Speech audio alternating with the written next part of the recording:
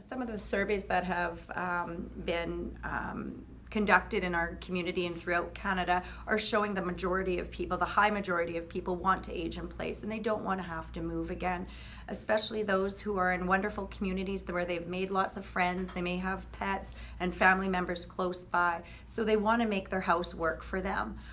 They know where things are, it's a familiar environment, so we don't like to take people out of a familiar environment later in life and ask them to start from scratch. So this is a great way to preventatively work towards living in their community longer if that is the safest option for them.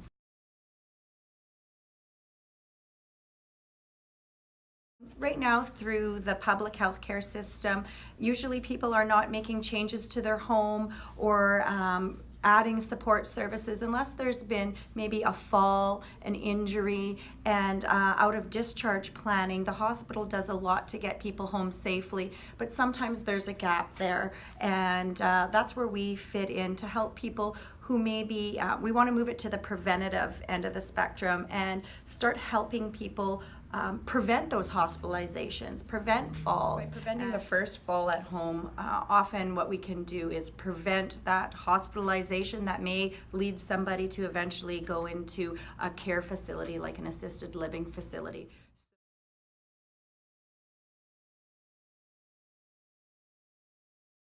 Yeah, right now what we see is people aren't assessed for their risk of falling until there's already been a fall, unless they're in the healthcare system. So what we're trying to do with Safe Living Manitoba is really switch to the preventative approach, where we look at what are the indicators of someone who may fall. And so what we know is somebody who's lost some mobility and is starting to have trouble with balance, or they may have some memory issues. And so we like to assess those things first before we look at what accessibility barriers they may have. So for those people who have requested the cognitive and physical screenings, what we do is we look at some simple functional assessments to check balance, mobility, and cognition, and see how those measures can impact somebody's risk of falling or being able to live independently in the long run. Okay. The residential assessment piece to Safe Living Manitoba really looks at what are the physical barriers in the home that are presenting barriers to access for the individual. So it may start right at the front door and see, do they have 4 stairs leading up to a door that's very heavy and difficult for them to open? We look at the stairs in their home. Do they have a bathroom on the main floor? What kind of setup is the kitchen, den, living room, and then we make our way into the bedrooms and bathrooms, or especially if there's another floor, a second story, or potentially the basement. And we can help people prioritize those tasks and make them easier to access.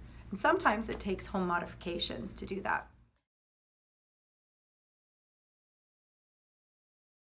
Sometimes the physical barriers in the home are not something that we can solve easily by adding a few banisters and things like that. So sometimes home modification is required. It might mean changing a den into a bedroom on the main floor.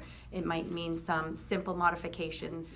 But what we do for our clients is we connect them to resources in the community. So we have a list of professional home renovators who have the credentials, some of which have aging in place certification, and we draw upon these professionals and help coordinate the services. Also, home equipment or assistive device vendors, we provide them with a list of those, and we also provide them with a list of support service providers. Private home care, we let them know if they would be eligible for public home care. So we try and bridge that gap between what is provided publicly and what is provided privately. And we do not profit in any way or benefit from any way of engaging their services or connecting them with the clients. As we see it, we are a hub of resources and we want to provide our clients with information. So Safe Living Manitoba is a fee-for-service assessment and resource service provision.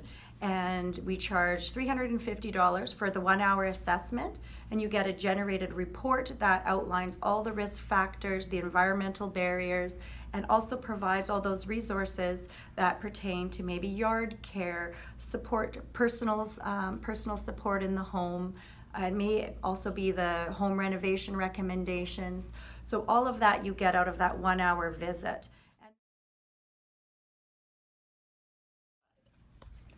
I guess what I want families to know is that you don't have to wait for somebody to get hurt, or you don't have to wait for somebody to lose their independence before assessing what their needs are and what their home needs are. And so Safe Living Manitoba can really help provide families with a peace of mind, especially if you have a child with a disability and you're wondering about what changes you may need to make to your home as they age, or if you've got an elderly parent and you're wondering about what changes or what support services they may need to age in place.